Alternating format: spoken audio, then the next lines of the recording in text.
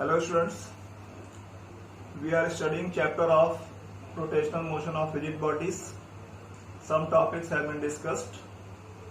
Today we are starting new topics. First topic is angular acceleration. You know that definition of linear acceleration is rate of change of linear velocity, that is delta v by delta t. Similarly, angular acceleration is rate of change of angular velocity. It is represented by symbol alpha. Omega is angular velocity, t is time. So angular acceleration is delta omega by delta t. Unit of omega is radian per second. Unit of time, second. So unit of acceleration, that is angular acceleration, is radian per second square. Now let us establish relation between linear acceleration and angular acceleration. Suppose it is a rigid body rotating about some axis. There is a particle P. Initially, velocity of particle P is v, and after time delta t, velocity becomes v2. Initial velocity is v1 and final velocity is v2 after time delta t. Initial angular velocity is omega, omega 1, and final angular velocity is omega 2. And body takes time delta t in moving from this point to that point. We know that v is equal to r omega. We have studied in chapter of circular motion. So v1 is equal to r omega 1, v2 is equal to r omega 2. Linear acceleration of this particle a is equal to v2 minus v1. Very familiar equation, very common equation. Now put both the values, solve.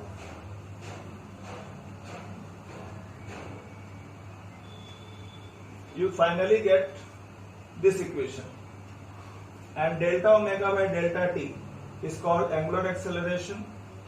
So delta omega by delta t is written as alpha. So this is relation between linear acceleration and angular acceleration. Angular acceleration is axial vector.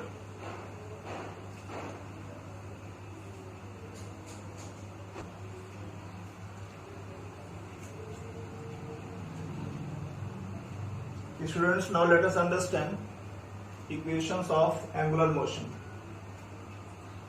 First, we make a comparison between equations of linear motion and angular motion. You know that u represents initial velocity, v final velocity, t time, a acceleration, and s displacement.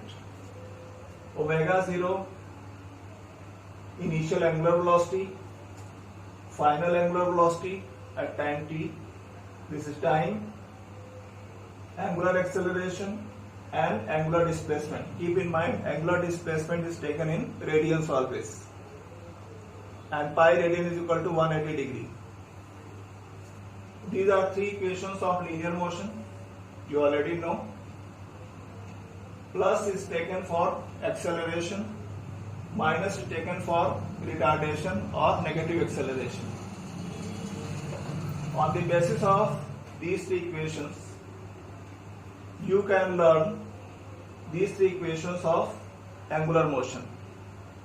Now we are going to make derivation of these equations.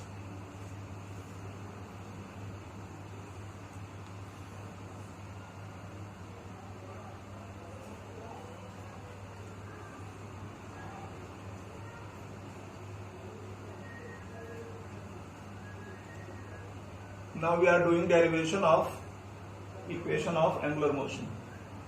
Quantities I have explained: initial angular velocity, final velocity, etc. Angular acceleration is rate of change of angular velocity. By this equation you can write like this. Now do integration. Integration of d omega is omega. Integration of dt is t. Limit of integration omega 0 initial velocity, omega final velocity, initial time, final time. Upper limit is put first. So in place of omega you will put omega minus lower limit is put afterwards with negative sign. So omega minus omega 0, similarly t minus 0. So solving you get this equation. Now think second equation. Angular velocity is rate of change of angular displacement. Theta is angular displacement. Omega is here. You can take value of omega from equation 1. By putting value, you simplify, then integrate. Integration of d theta, theta, omega 0 is constant taken out, integration of dt is t, alpha constant taken out, integration of p dt is t square by 2. Like first equation, upper limit is put first, then minus lower limit, upper limit minus lower limit. So put both the limits, simplify and get this equation. Basic concept of integration is already explained in previous videos. You are supposed to follow those methods. Now see third equation. Angular velocity d theta by dt, you divide and multiply by d omega. D omega by dt becomes alpha.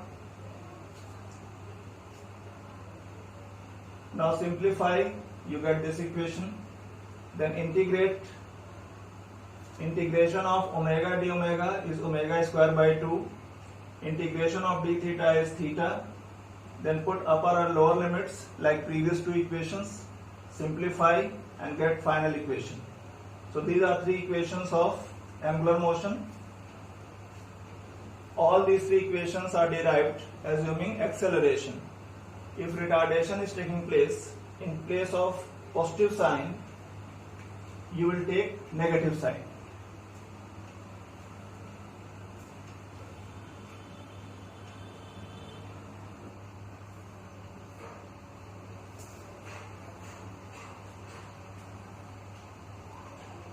Students, let us establish relation between torque and moment of inertia. Suppose it is a rigid body set into rotation about axis O. The body can be divided into many particles, large number of particles. Particles are M1, M2, M3 and so on. Some external force is applied. Because of this force, particle 1 is experiencing force F1, F2, F3. Linear velocity of particle 1 V1, V2, V3. Momentum of particle 1 P1, for particle 2 P2, P3 and so on. Distances of these particles from axis of rotation R1, R2, R3 and so on. Think about first particle. Torque acting on first particle R1, F1. Already explained. F is equal to MA. So M1, A1. A is equal to R alpha. Explained already. Solve, you get this relation. Similarly, you can find relations for other particles. tau 2 this much, tau 3 this much. So total torque acting on this rigid body, sum of all the torque acting on the body, put all the values from here. Alpha is common. Keep in mind, in case of angular motion, angular displacement of all the particles, angular velocity, angular acceleration remains same, remains constant. So alpha 1, alpha 2 is not written. So alpha becomes common. This value is sigma mr square, and you already know that sigma mr square is I, that is moment of inertia. So this bracket is replaced by I. So tau is equal to I alpha. This is relation between torque and moment of inertia. Similarly, we can establish relation between kinetic energy and moment of inertia. I am writing MI as abbreviation of moment of inertia. I just told different particles are moving with different linear velocities. So linear kinetic energy of first particle this much, V is equal to R omega. Solve, you get this relation. Similarly, you can find linear kinetic energies of different particles. So total kinetic energy of body, rotating body, is sum of all these kinetic energies, and it forms rotational kinetic energy. So you add all these values and take common, half is common and omega square is common. This bracket can be written as sigma mr square. Sigma mr square is moment of inertia. So rotational kinetic energy is given as k is equal to half I omega square.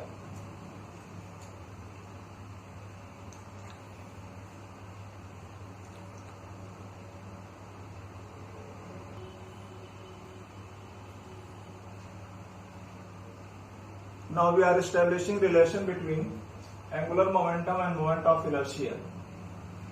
In previous videos, I have told that if a particle is moving on circular or curved path about some axis, then angular momentum of that particle with respect to that axis is mvr. So these particles are revolving around this axis. Therefore, angular momentum of first particle m1 v1 r1 and v is equal to r omega. So we can write angular momentum of first particle as m1 r1 square omega. Similarly, angular momenta of other particles can be written like this. So total angular momentum, sum of all angular momenta of individual particles, take values from here and put. Omega is common, taken out. This value can be written as sigma mr square, and sigma mr square is moment of inertia. So relation is L is equal to I omega. This is a relation between angular momentum and moment of inertia. Now, law of conservation of angular momentum. We have just studied tau is equal to I alpha. Alpha is rate of change of angular velocity. I is taken inside the bracket, so it becomes delta I omega by delta t, and I omega is equal to L. So it is delta L by delta t. So tau is equal to rate of change of angular momentum. Please listen carefully. Tau is rate of change of angular momentum. This is very similar to force is equal to rate of change of linear momentum. Now, if tau is equal to 0, no torque is applied. then delta L by delta T becomes 0 or delta L is equal to 0. From here you can write L2 minus L1 is equal to 0 or L2 is equal to L1 or I2 omega 2 is equal to I1 omega 1. Means product of I and omega is constant. In any case, if I is increasing, omega will decrease and vice versa. Means if I is increasing, omega will decrease. If omega is increasing, I will decrease. So this is called law of conservation of angular momentum. You may find some interesting examples of law of conservation of angular momentum in your book. I explain one of the example. You might have seen diver. When he jumps into water, he contracts his body. When he contracts his body, his mass distribution comes closer to axis. In that condition, moment of inertia of body about that axis, that is center of gravity, decreases. And if moment of inertia decreases, angular velocity increases. In such condition, rotation of the diver starts and he comes down rotating. So when body is contracted, moment of inertia decreases and angular velocity increases. And finally, the diver comes into water. Similarly, more examples can be understood. Thank you, students, for paying attention. God bless you.